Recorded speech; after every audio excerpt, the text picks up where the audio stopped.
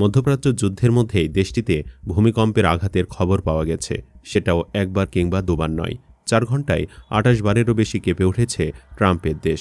ভূকম্পন পর্যবেক্ষণকারী সংস্থা ইউএসজিএস জানিয়েছে, গত 24 ঘণ্টায় যুক্তরাষ্ট্র জুড়ে মোট 108টি ভূমিকম্প হয়েছে। গত 7 দিনে এই সংখ্যা দাঁড়িয়েছে 731টিতে, আর গত 30 দিনে প্রায় 3760টি ভূমিকম্প রেকর্ড করা হয়েছে। হঠাৎ করে এমন ভূমিকম্পন প্রবণতা চিন্তার ভাঁজ ফেলে দিয়েছে মার্কিন নাগরিকদের। অনেকে যুক্তরাষ্ট্রের অমানবিক যুদ্ধের প্রতিফল হিসেবেও দেখছেন এটিকে। যুদ্ধবাজ হয়ে ওঠা ট্রাম্প ইরান যুদ্ধের ফাঁদে পড়ে এমনিতেই মধ্যপ্রাচ্যের নিয়ন্ত্রণ হারানোর পথে। তাই তো প্রশ্ন উঠতে শুরু করেছে, ইরান যুদ্ধের ব্যর্থতার সাথে দেশেও বড় কোনো ভূমিকম্পের আঘাতকে ট্রাম্পের কফিনে শেষ পেরেক ঠুকে দিবে। যুক্তরাষ্ট্রের সংবাদ মাধ্যমগুলোর প্রতিবেদন বলছে, সাম্প্রতিক ভূমিকম্পগুলোর বেশিরভাগই ছিল তুলনামূলকভাবে কম মাত্রার। সর্বশেষ রেকর্ড অনুযায়ী নেভাদার লাভলকে 1.5 মাত্রার একটি ভূমিকম্প অনুভূত হয়েছে, যার গভীরতা ছিল প্রায় 4 কিলোমিটার। এর আগে টেক্সাসের ভ্যান হর্নে 1.9 এবং ক্যালিফোর্নিয়া সোলেদাদে 2.0 মাত্রার ভূমিকম্প অনুভূত হয়। এছাড়া হাওয়াইয়ের আগ্নেয়গিরি এলাকায়, আলাস্কার সোলডোটনা ও হ্যাপি ভ্যালি, নিউ মেক্সিকোর লাফিং এবং টেক্সাসের কয়েকটি অঞ্চলেও স্বল্প মাত্রার ভূমিকম্প রেকর্ড করা হয়েছে। চলতি সপ্তাহে যুক্তরাষ্ট্রে সবচেয়ে শক্তিশালী ভূমিকম্পনটি হয়েছে লুইজিয়ানার কুশাট্টায়, যার মাত্রা ছিল 4.9, আর চলতি মাসে 6.1 মাত্রার সবচেয়ে বড় ভূমিকম্পটি রেকর্ড করা হয়েছে আলাস্কার উনালাস্কায়। অন্যদিকে চলতি বছরে এখন পর্যন্ত যুক্তরাষ্ট্রে সবচেয়ে শক্তিশালী ভূমিকম্পটি হয়েছে আলাস্কার স্যান্ড পয়েন্ট এলাকায়, যার মাত্রা ছিল 7.3।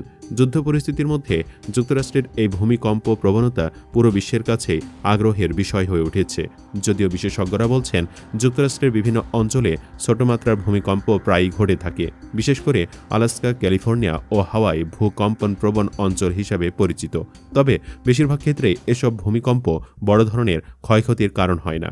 ভূমিকম্প বিপদে ফেলতে না পারলেও ট্রাম্পের শেষ রক্ষা হবে কিনা সে সন্দেহ থেকেই যাচ্ছে। ইরান যুদ্ধ নিয়ে দেশের ভেতরে বেশ চাপে পড়ে গেছে যুক্তরাষ্ট্রের এই প্রেসিডেন্ট। এর মাঝে ইরানের দাবি, দেশটির নিরাপত্তা সদস্যরা বেশ কয়েকজন মার্কিন সেনাকে আটক করেছে। এটা সত্য হলে ট্রাম্পকে বিক্ষোভের মুখেও পড়তে হতে পারে যুক্তরাষ্ট্রের মাটিতে। ইরানের জাতীয় নিরাপত্তা কাউন্সিলের মহাসচিব আলী লারিজানি বাংলাদেশ সময় রোববার এক বিবৃতিতে বলেছেন, 1 সপ্তাহ আগে যুদ্ধ শুরু হওয়ার পর বেশ কয়েকজন মার্কিন সেনাকে আটক করা হয়েছে। তবে তার এ দাবি অস্বীকার করেছে যুক্তরাষ্ট্র।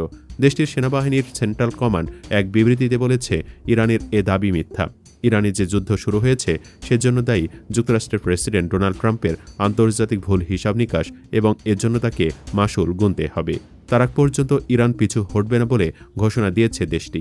ইরানের রাষ্ট্রায়ত্ত টেলিভিশন চ্যানেলকে দেওয়া এক সাক্ষাৎকারে লারিজানি বলেন, এখন ইরান এবং মধ্যপ্রাচ্যে যা হচ্ছে তা আসলে প্রেসিডেন্ট ট্রাম্পের ভুল আন্তর্জাতিক হিসাব নিকাশের ফলাফল।